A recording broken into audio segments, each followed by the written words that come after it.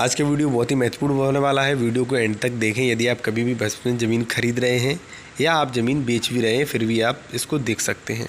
तो सबसे पहले देखिए, मैं इस वीडियो में बताने वाला जो मेन टॉपिक है वो है कि आप एक ही ज़मीन की डबल रजिस्ट्री से कैसे बचें।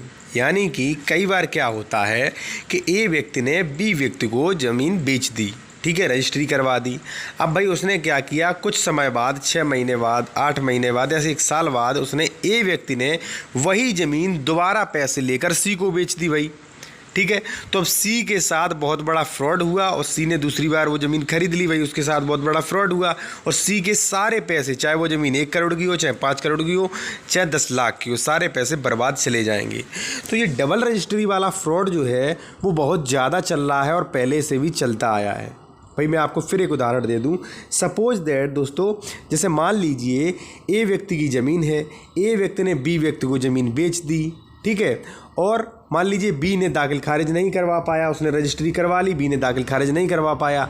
अब भाई जो भी सरकारी डॉक्यूमेंट हैं उसमें ए का नाम है, तो ए ने वही डॉक्यूमेंट फिर निकलवाया और वही वो चला गया सी के पास। बी को ज़मीन बेच चुका है, वो चला गया सी के पास कि उसने कहा कि भाई ये देखिए, ये हमारे नाम पे ज़मीन चढ़ी है, आप इसकी रजिस्ट्री करवा लीजिए, ठीक है।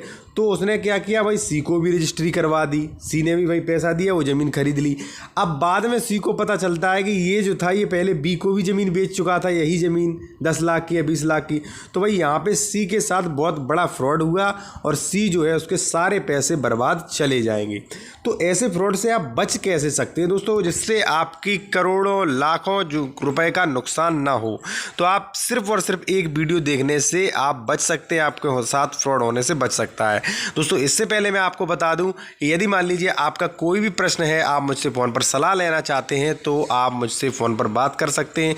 कालमी4 ऐप के थ्रू आप मुझसे बात कर सकते हैं। कालमी4 ऐप कैसे यूज़ कर सकते हैं उसकी लिंक मैंने वीडियो के डिस्क्रिप्शन में मैंने दे रखी है। चलिए आते हैं अपने टॉपिक पर कि आप डबल रजिस्ट्री वाले फ्रॉड से आसानी से कैसे बच सकते हैं। देखिए दोस्तों, यहाँ पे मैंने आपको एक बहुत अच्छा उदाहरण दिया है। सपोज दैट मान लीजिए ए व्यक्ति है जो आपके पास ज़मीन बेचने के लिए आया है। ए व्यक्ति है, उसके पिता का नाम है शरीफ मोहम्मद, निवासी ग्राम, मतलब जो भी जिसकी ये है, जिस यहाँ पे ज़मीन है उसी का निवासी है, ठीक है।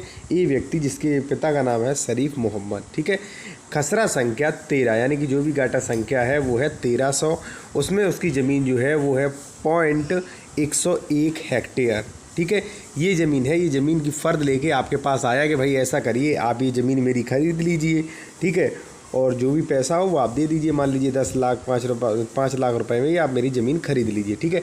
अब भाई आप देखेंगे तो ऑनलाइन यही शो हो रही है, ठीक है, ऑनलाइन आप यही शो हो रही है। तो आप देखेंगे कि ये व्यक्ति, पिता का नाम शरीफ मोहम्मद और उसी गांव का निवासी है और इस घाटे में उसकी 101। तो ये आपको यकीन हो जाएगा कि हाँ भाई इसकी ज़मीन है, तो आप खरीद लेंगे। लेकिन गलत, यहाँ पे आपके साथ बहुत बड़ा फ्रॉड हो सकता है दोस्तों। जैसे ही आप ये फ़र्द देखते हैं ऑनलाइन तो आपको इसका मुआयना करना, इसकी जांच पड़ताल करना बहुत ज़रूरी है कि इस घाटे में कोई रजिस्ट्री हुई है या नहीं। ऐसा तो नहीं है ज़मीन बेची जा चुकी है, ठीक है। तो चलिए वही जान लेते हैं। तो सबसे पहले ये जो आपके सामने फ़र्द निकल के आई है, उसने जो फ़र्द दिखाई है आपको घाटा संख्या 13 में 101 ईयर, तो आप ये ऑनलाइन चेक कर सकते हैं कि इस घाटे में कोई रजिस्ट्री हुई है या नहीं हुई है।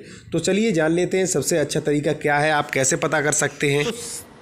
दोस्तों सबसे पहले यहाँ पे यदि मान लीजिए, सबसे पहले तो आपको यही करना है कि अगर कोई इसमें विवाद है, ठीक है, तो देखिए ये गाटा नंबर लिखा है 1300। जैसे ही आप यहाँ पर क्लिक करेंगे यहाँ का पूरा विवरण खुल के आ जाएगा, ठीक है। भू घाटे के वादग्रस्त होने की स्थिति, ठीक है, साफ साफ दिखा है। यहाँ पे आपको क्लिक करना है, ठीक है, यहाँ पे आपको क्लिक करना है। पहली बात तो यहीं पर आपको बहुत ही ज़्यादा विवरण देखने को मिल जाता है, ठीक है। यहाँ पे बहुत विवरण देखने को मिल जाता है। यहाँ पर ये विवरण देखने को मिल जाएगा। देखिए यहाँ पर जब आप विवरण देखें, क्लिक करेंगे तो यहाँ पे दोस्तों लिखा है वादी प्रतिवादी, वादी रत्नेश कुमार, सिरसागंज रोड, जो भी है वो बनाम जयंत यादव, ठीक है। यानी कि यहाँ पर जो है इन लोगों ने ये ज़मीन खरीद ली है, ऐसा आप पता लगा सकते हैं। यदि आप ज़्यादा जानकार हैं तो इससे पता लगा सकते हैं, ठीक है। इसके बाद देखिए दूसरा जो है, दूसरा भी यहाँ पे ये देखिए दाखिल खारिज वाली, जो उन्होंने दाखिल खारिज के लिए दावा किया था उसका यहाँ पे ये है प्रारूप दिखा रहा है, ठीक है। यदि आप ज़्यादा जानकार नहीं हैं तो आप यहाँ से नहीं समझ सकते हैं, ठीक है। दूसरी बात ये है, देखिए ये जो है ये दाखिल खारिज के लिए है, ठीक है। तो दोस्तों यहाँ पे मैं आपको एक चीज़ और दिखा दूँ बैक में जाके कि यहाँ पे आप सबसे पहले देखेंगे, सबसे पहले विवरण देखेंगे। यहाँ पे जैसे ही आपने सबसे पहले विवरण देखा तो दोस्तों यहाँ पे आप देख सकते हैं कि सबसे फर्स्ट रत्नेश कुमारी ने जयंत यादव से ज़मीन ली है, ठीक है। जयंत यादव से ज़मीन ली है रत्नेश कुमारी ने, ठीक है। अब भाई जब आप बैक करेंगे तो आप सेकंड में देखेंगे तो दोस्तों जो है ये दोबारा दाखिल खारिज के लिए अप्लाई किया गया, यानी कि फिर देखिए रत्नेश कुमारी से प्रमोद यादव ने ज़मीन खरीदी है, ठीक है। जो खरीदता है उसका नाम पहले, जो दाखिल खारिज के लिए अप्लाई करता है उसका नाम पहले होता है, ठीक है। इससे आप पता लगा सकते हैं। इससे आप पता नहीं लगा सकते हैं तो कोई भी दिक्कत नहीं, मैं आपको दूसरा तरीका, बहुत अच्छा तरीका बताने वाला हूँ। देखिए सबसे अच्छा तरीका है कि अगर आप कोई भी ज़मीन खरीदते हैं तो उसका गाटा संख्या जो है आप इस फॉर्म पर आप सारा विवरण जाके देखें।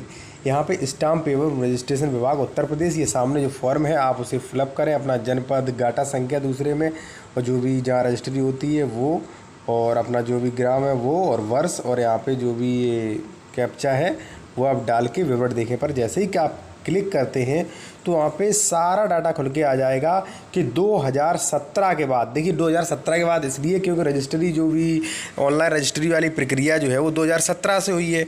तो 2017 या 2018, 19, 20, 21 ये 3 साल में उस गाटे नंबर में जो भी रजिस्ट्रियाँ हुई होंगी, जितने लोगों को ज़मीन बेची होगी, या मान लीजिए उन्होंने प्लॉट के रूप में बेची होगी, या मान लीजिए ए ने बी से ख़रीदी, बी ने सी को बेची, सी ने डी को बेची, जो कुछ भी रजिस्ट्रियाँ हुई हैं 2017 के बाद या 18 के बाद, उसका सारा विवरण आपको ऑनलाइन रजिस्ट्री में देखने को मिल जाएगा। तो दोस्तों जैसे ही आप वो साइट खोलेंगे, वहाँ पर अपना गाटा डालेंगे जो ज़मीन आप खरीद रहे हैं, तो 2017 के बाद का सारा विवरण आपके सामने ओपन हो जाएगा। जैसे कि आप यहाँ पे देख सकते हैं दोस्तों, यहाँ पे आप संपत्ति विवरण देखें, ठीक है। ये जो है पक्षकार का नाम, पक्षकार का पता, फिर है संपत्ति विवरण। यहाँ पे लिखा है एक कथा प्लॉट जिसका क्षेत्रफल 1300 वर्ग फीट यानी से 200 ये है, ठीक है। यहाँ पे वो भी डला है। देखिए अब यहाँ पे जो है, यहाँ पे 1300 गाटा संख्या, देखिए खसरा गाटा संख्या यहाँ पे आप देख सकते हैं कि 1300 गाटा संख्या जो है ये एक बार बेचा जा चुका है, ठीक है। और दोबारा फिर 1300 गाटा संख्या बेचा जा चुका है, इसलिए गाटे का यहाँ पे नंबर नहीं दिया गया है। यानी कि आपने जब इसको डाला, आपने उस ज़मीन की जब जाँच की तो आपने पाया कि 1300 गाटा नंबर की रजिस्ट्री हो चुकी है। अब यहाँ पर आप देख सकते हैं कि भाई किसको रजिस्ट्री हुई, इसका पता क्या है, यह कहाँ के रहने वाला है, और कितना जो है क्षेत्रफल, कितना जो है ज़मीन का भाग रजिस्ट्री हुआ है, तो आप इससे पता कर सकते हैं। दूसरी बात महत्वपूर्ण दोस्तों ये भी है कि देखिए ये जो ज़मीन बेचने वाला था, ये जो भी 1300 गाटा संख्या में ये जो भी मैंने उदाहरण दिया था, जो भी आपके पास ज़मीन बेचने आया था, यदि मान लीजिए इसने 2021 या 17-18 में ज़मीन खरीदी है तो स्पष्ट होगा कि भाई वो ऑनलाइन रजिस्ट्री पर चढ़ा होगा। यदि मान लीजिए इसने 2016 में या 15 में, 1998 में ज़मीन खरीदी है तो इसका रिकॉर्ड ऑनलाइन नहीं मिलेगा, ये ऑफलाइन ही आपको चेक करना पड़ेगा। मान लीजिए कोई भी जानकार हो, उसके पड़ोसी हों, वहाँ जाके आपको चेक करना पड़ेगा, ठीक है। फिर देखिए सुविधा जो है ये 2017 के बाद तो बहुत अच्छी सुविधा है, यहाँ पे आप सब कुछ चेक कर सकते हैं। दूसरी बात ये है, कोई व्यक्ति आपको रजिस्ट्री दिखा रहा है कि मैंने भाई 1998 में इस ज़मीन की रजिस्ट्री करवाई थी, तो आप उस रजिस्ट्री का मुआयना जो है उसी रजिस्ट्री ऑफिस में कर सकते हैं, उसके नाम, वर्ष द्वारा जो है आप वहाँ पर मुआयना कर सकते हैं। तो दोस्तों अगर वीडियो अच्छा लगा तो वीडियो को लाइक ज़रूर करें।